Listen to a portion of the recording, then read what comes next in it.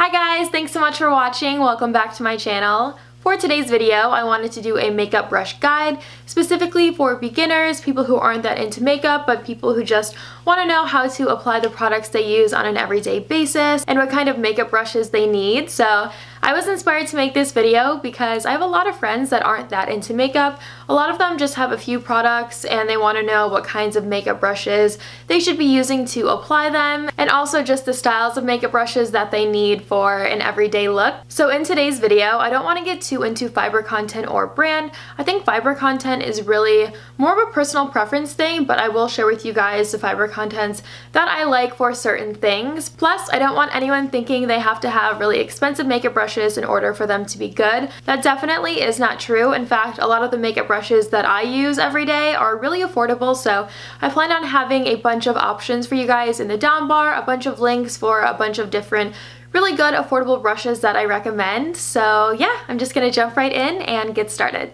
So there's two different tools I recommend for foundation. The first is a foundation brush that's really dense, sort of like this one. It is an IT Cosmetics exclusively for Ulta brush. It is a little pricey, so I will have a Real Techniques brush in the down bar as an option as well, which I think is awesome. And then the other way is with a blending sponge.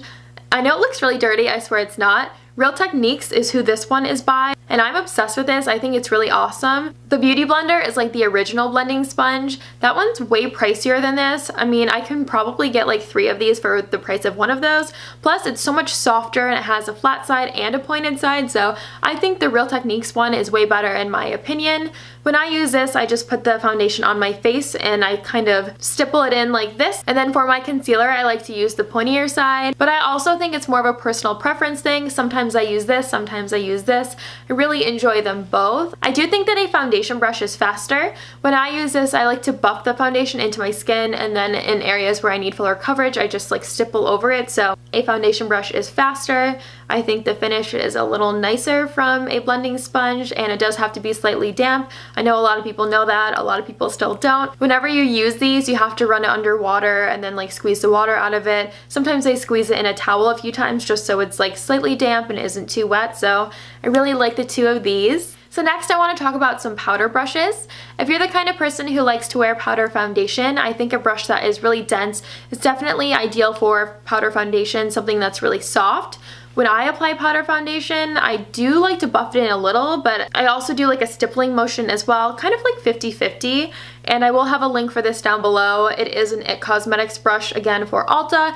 A little pricey, so I will have some affordable ones as well. Now, if you like to wear a translucent powder, like a setting powder, then I recommend a brush like this. It is a duo fiber brush from Real Techniques, which I love. I use this every day for translucent powder. It is a little foundation-y colored because I apply translucent powder as soon as I put on foundation, so a little bit of foundation is on there. But I think something that is a little fluffier, isn't super dense, is ideal for translucent powder, and something that is pretty dense is ideal for powder foundation. So next is bronzer. I wanted to show you guys a few different options that I recommend for bronzer, but overall I definitely recommend an angled brush, as you can tell. I think an angled brush is definitely ideal for bronzer because, one, if you like a contour, then obviously an angled brush is best. Also, I see a lot of people with really big fluffy brushes for bronzer, which makes it a little more muddy looking on your skin. It looks a little less natural. And also, I think we tend to apply a little too much with a really big fluffy powder brush just because it picks up so much more product. So the one that I use the most for bronzer is actually this Sephora one. It's really old. It's like a travel size, and I believe this is all a natural hair brush. And it isn't super dense like this one, but it isn't really fluffy like this one, so it picks up a good amount of product, and it is, I would say, the same size as this one, so I don't feel like I'm applying it too broadly. I like to first apply it in my contour and sort of blend it out just a little bit. I feel like I have a lot of control with a smaller medium density brush. The next I recommend for someone who wants to experiment with a strong contour.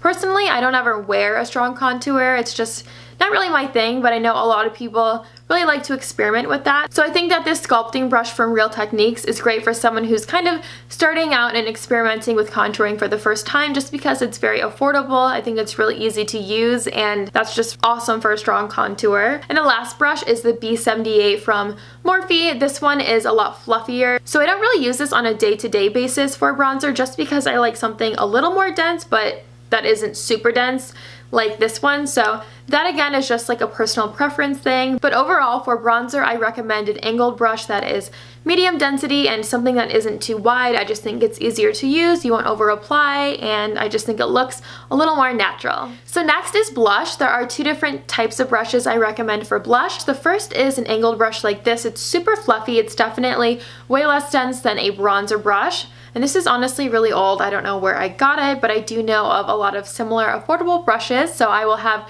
some links for those down below. The next brush is the B47 by Morphe. It looks like this. This one is very affordable, and I think this is good for someone who has a little more control. I think the smaller the brush, the more control that you have. Personally, I do like to use a brush like this more, just because I feel like I have way more control since it's smaller, and I think an angled brush is a lot easier to work with since your cheek is like an angle, you know? So I like a brush like this more, but I will have some options for both of these in the down bar. So for eyeshadow, I really think you only need like 3 styles of brushes, honestly. Dome-shaped fluffy brushes that are a natural hair, typically goat hair, sometimes pony hair, are definitely ideal for eyeshadow brushes.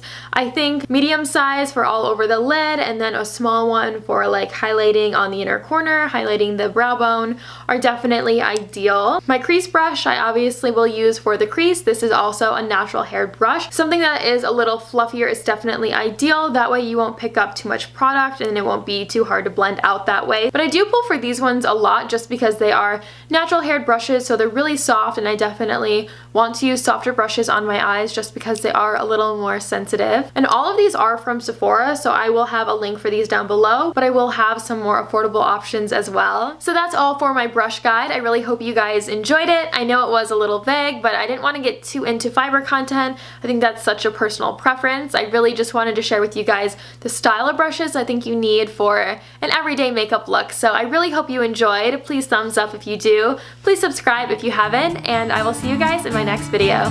Bye!